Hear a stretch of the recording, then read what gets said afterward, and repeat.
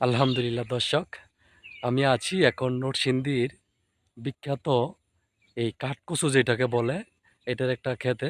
এটা একটা পুকুরের মাঝে, এই যে উপরে দেখেন নেট দেওয়া, এটা হচ্ছে পুকুর ছিল। এই পুকুরের মাঝে এই কচুটা চাষ করছে।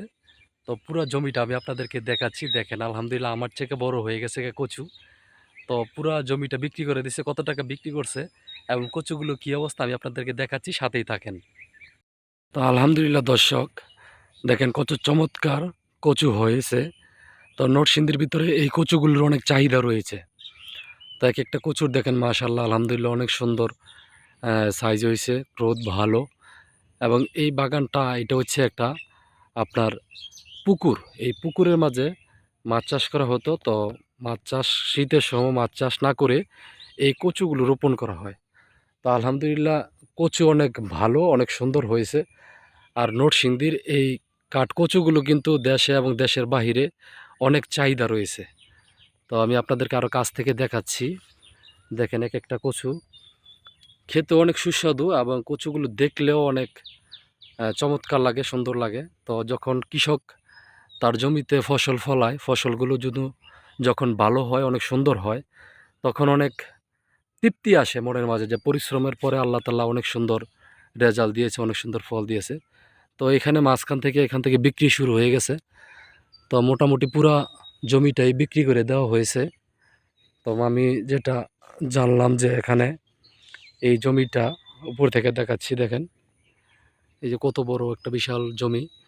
তো এই পুকুরে প্রত্যেকটা কচু মোটামুটি ২০০ টাকা, ২২০ টাকা, আরও কম, মানে ২০০ নিচে না, এরকম দাম যাবে।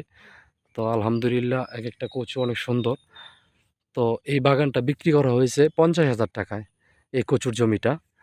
তো যারা ব্যাপারী নিয়ে গেছে, এখন ব্যাপারী যে এই সাইড থেকে কাইটা কাইটা বিক্রি করতেছে। তো অনেক সুন্দর কচু হয়েছে। আমি এদের ভিতরে যাই আরও দেখাই আপনাদেরকে। দেখেন কচুর গ্রোথগুলো দেখেন, এক একটা কচুর গ্রোথ আসে আলহামদুলিল্লাহ সেই। এই কচুর শাক এবং কচু খেতে অনেক কিন্তু সুস্বাদু, এটা মানব শরীরের জন্য অনেক উপকার।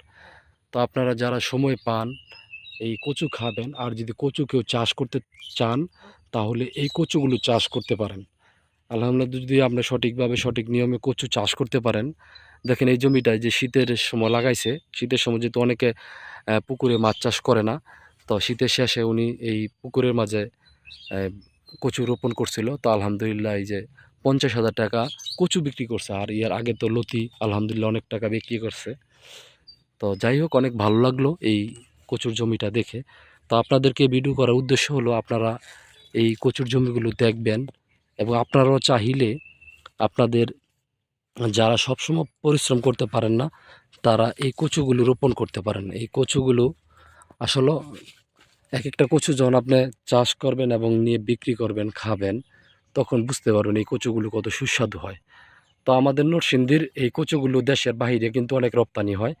আপনারা জেনে থাকবেন সারা বাংলাদেশ থেকে যে সকল কৃষি পণ্য আপনার রপ্তানি করা হয় বিদেশে, তার ভিতরে কিন্তু নরসিংদী জেলা আপনার ৪৫ ভাগ, নরসিংদী জেলা থেকে ৪৫ ভাগ কৃষি পণ্য দেশের বাহিরে রপ্তানি করা হয়। তো এই কচুর জমিটার স্থান কোথায় আমি সেটা বলে দিচ্ছি। এটা হচ্ছে নরসিংদী জেলা শিবপুর উপজেলা, দক্ষিণ সাদারচর গ্রাম, আন্নুর ইসলামী হাফিজিয়া মাদ্রাসার পাশে। মনির শিকদার করে নাম ওনার এই কচুর জমিটা। তো আলহামদুলিল্লাহ আপনারা সবাই আসবেন, যদি দেখতে চান এত সুন্দর একটা চমৎকার কচুর জমি, তাহলে এখানে আসতে পারেন এবং এই কচুর জমিটা দেখতে পারেন। এই যে উপরে কিন্তু নেট আছে, এটা পুকুরের যেহেতু ছিল, নেট টেট এখনও লাগানো আছে।